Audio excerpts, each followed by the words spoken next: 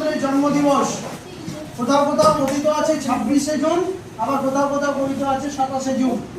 189 বছর আগে বঙ্কিমচন্দ্র জন্মগ্রহণ করেছিলেন আমাদের পশ্চিমবঙ্গের নৈহাটিতে, এবং এবং পরবর্তীতে তার লেখা বন্দে মাতরম গান, যেটা আনন্দ মঠে প্রকাশিত হয়েছিল উপন্যাসে, সেই বন্দে মাতরম গান তখন গোটা ভারতবর্ষ তখন স্বাধীনতার জন্য লড়াই করছে, আর সেই বন্দে মাতরম স্লোগান বা ধ্বনি প্রত্যেকটা স্বাধীনতা প্রেমী মানুষের কাছে একটা স্লোগানে পরিণত হয় এবং একটা জোশ এনে দেয়। এবং পরবর্তীতে সেই বন্দে মাতরমকে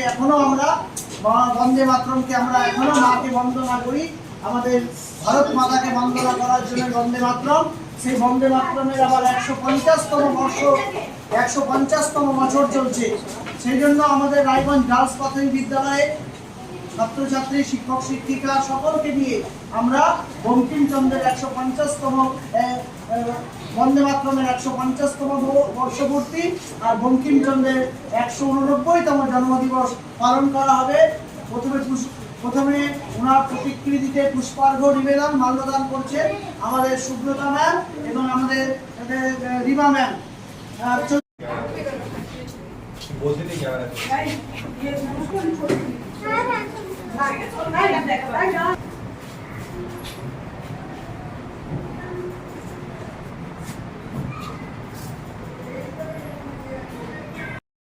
কত সময় লেগেছিল গানটা লিখতে, কত সময় লেগেছিল বঙ্কিমচন্দ্রের, বলো?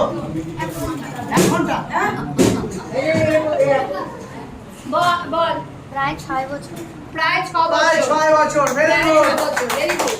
অহনা একটু বলতে পারবি 6 বছর তারপরে কত সাল থেকে কত সাল বলতে পারবি? কত সাল থেকে কত সাল?